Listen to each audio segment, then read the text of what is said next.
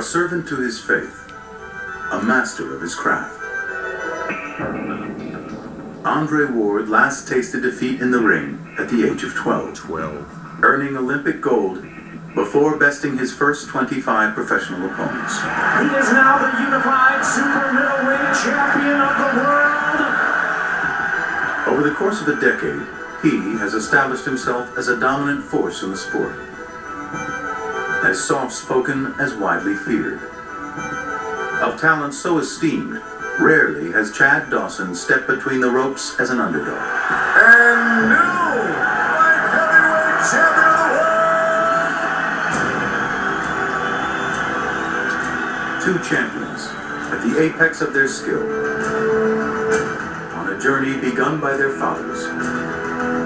Find inspiration in those closest to carry them farthest in search of lasting legacy. Andre S.O.G. They're gonna give it to you. You gotta take it.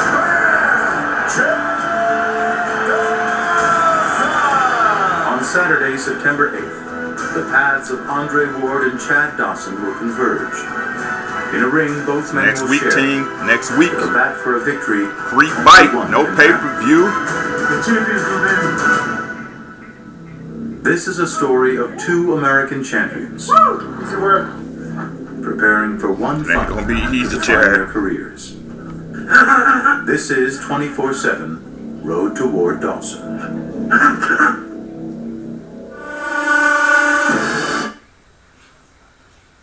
It ain't gonna be easy, Chad. Sorry, everybody. Hey, what's up, YouTube? It's your boy, The Last Days. Bam, we back in it for the fall, September 1st, 2012. It's summer's over, guys. Kids going back to school. Not a lot to report over this summer for boxing, but September 8th, great fight, no pay-per-view, free if you're paying for HBO. Two of the best in their time going at it for free for us. We got a bad man, bad Chad Dawson, underrated to me in a lot of people's eyes, versus the Super 6 tournament champion, the son of God, Andre S.O.G. Ward. This fight, guys, is the fight to see this year. I mean, if you're a hardcore boxing fan, you know that. But if you're a casual fan and you're not looking at this fight, you're missing out. This is going to be one of the fights of the year.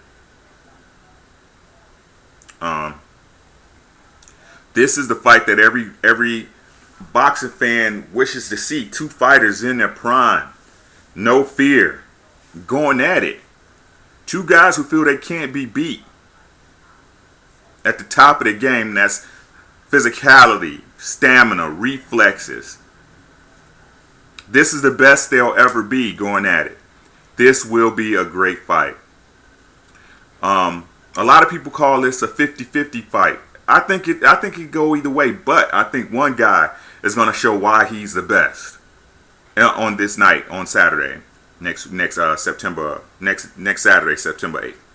Let's get into it. I'm gonna give you my prediction, of course. I always give it to you guys raw and uncut. And the nuances in this fight, the things that's gonna make the difference. You know, that head slip. You know, the jab. You know, it's things like that that make the difference in the fight. It's not the big stuff, guys. It's the little stuff that makes a huge difference. So here we go. Let's get into it. One of my favorite fighters right now. And when I first seen him step on the scene, that's bad Chad Dawson. Championship breed. Family man, good guy, good dude, good boxer. Was running through fighters for a little bit. He fought Glenn Johnson, ran through him. Ran through a couple of other fighters he had trouble with. Then he came up against, somebody everybody thought he should walk down easy, which was John Pascal. Herky-jerky fighter, not really a style per se, more of an ambush fighter.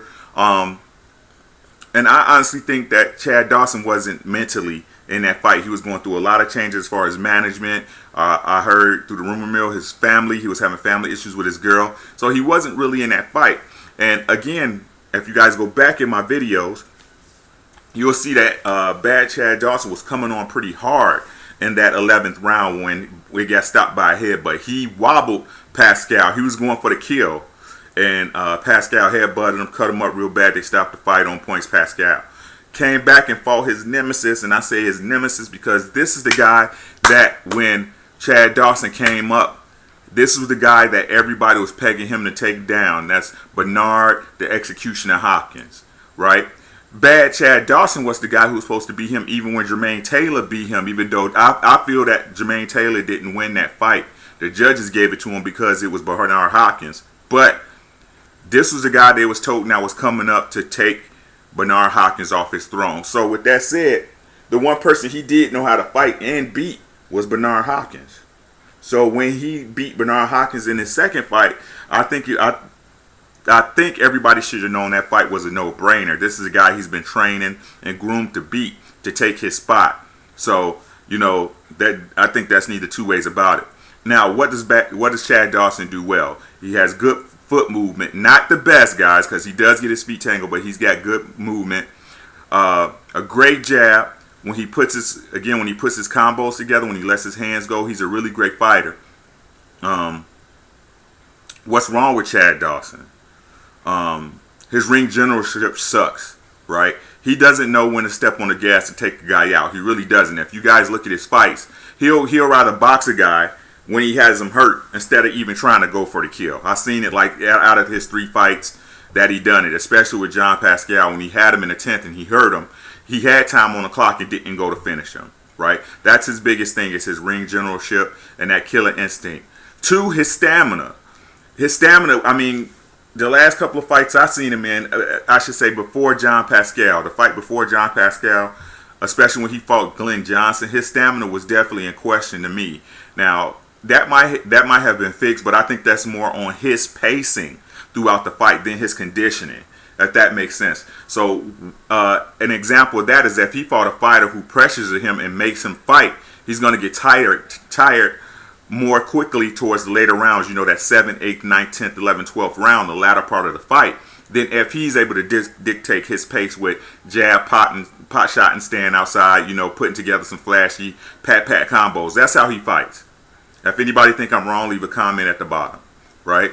But all in all, I still like him. I still like him as a fighter. He does have a fighter's instincts. He likes to, you know, he likes to fight, and he's a really good boxer. I mean, again, if he can stay out within his range, within that arm length, and box from the outside, that's the best thing about him. Versus Andre SOG, Son of God Ward. Now, what's good about Andre Ward? Honestly, what's not to like about Andre Ward boxing-wise? Great ring generalship. He has an inside and outside game. He can take a punch. He can bully you. He can box you. He can brawl with you. He can stand out and play chess with you. He's, to me, one of the only all-around fighters that's out, you know, including Floyd Mayweather, and hopefully coming up as he learns, Adrian the Problem Broner. Right? Those are complete fighters where his defense is underrated, but it's phenomenal, guys. He catches a lot of punches, right? He slips a lot of punches, and he's a great counter puncher, right? On the inside, he's second to none on the inside. His inside game is ridiculous. If you see how he bullied Carl Froch, and maybe that's because Carl Froch doesn't have an inside game, but he bullied Carl Froch. He did the same thing to Sergio Bica. He did the same thing in a Super 6 tournament. He showed his inside game is fearless. And that's where this fight is going to get won, guys. That's where that fight is going to get won. It's on the inside, not the outside. Andre Ward is going to bully. He's going to bully Chad Dawson. And what do you mean when I say bully? The same thing he did to Bica in the tournament. That's what he's going to do to Chad Dawson. He's going to lay on the inside, stay in the pocket, and work Chad Dawson to death. I'm just going to say it, guys. I see Andre Ward knocking Chad Dawson out. If Chad Dawson lets Ward lay on the inside, he will get knocked out. Plain and simple. And that's the only way I can see Ward winning this fight. Because while he can box on the outside, he's a great technical boxer. So is Ward. So is Dawson in his own right. Not as great, but good enough to put combos together and touch Ward because he's lengthy. He's longer than him. And that's going to be difficult for Ward to get on the inside. I see Chad Dawson getting knocked out because he has been suspect. He's got caught. Glenn Johnson caught him once and almost put him to the mat. I've seen him fall before and get up to win a fight. But if Andre Ward staggers this dude, it's over. It's over. Andre Ward is going to go for the jugular on this dude. What round you guys say? Again, I think in the latter rounds of the fight. 8th, 9th, 10th, 11th, or 12th. Because, again, I know from what I see in the fights that Andre, he doesn't allow his opponents to dictate the pace. He always dictates. His ring generalship is great. He always dictates the pace. If he wants a fighter to work, he works him. If he wants to stay on the outside, he stays. He doesn't let a fighter dictate what's going on. Because when he fought Carl the Cobra Froch in that last fight where he beat him, at first Carl was trying to stay on the inside and dictate the pace of the fight. Ward was like, stay on the outside, I'm sorry, and try to dictate the fight. Ward was like, no, buddy, this is where we're going. I'm coming to you. You're going to have to work it. Dominated Carl Froch. Right? That's it, guys. It's just that simple. Again, as always, you might disagree with it. You might not. It is what it is. If you guys have any comments, suggestions, anything, leave them at the bottom of the screen. My shouts out to some of my favorite channels on YouTube. My boy Gambino, Rick Ross, of course Dwyer, Melani, Lady Loves Eyeshadow, Boxing Bell, Fight Hype News, everybody on boxing. Again, this is about to be a great winter for boxing, guys. Great second half of the season. Let's check them out. And just to say, sending a shout out and great journey moving on in your next station of life. Vivek Wallace stepping away from the media and boxing for this time. Hopefully, I got my fingers crossed. I hope he comes back. But this man is a great curator of boxing. Always even, never biased towards one way or the other. Keeps it 100 with whatever he's talking about. A great person, a great man from what I know of him. I never met him in person, guys. I'm not going to lie and say that. But from the conversations we had, how we talk, he just seems like to me. And I'm not going to say he's a great person. I got to go with my gut on this. I trust what I feel about this guy. And he's going to be a loss to us, the boxing community, as an outlet for some information and perspective on the sport. So, as you always say, a tribute to my man, Big Viv. If you ever in Southeast Minnesota, look me up. Peace and one love, guys. It's the last days. I'm out.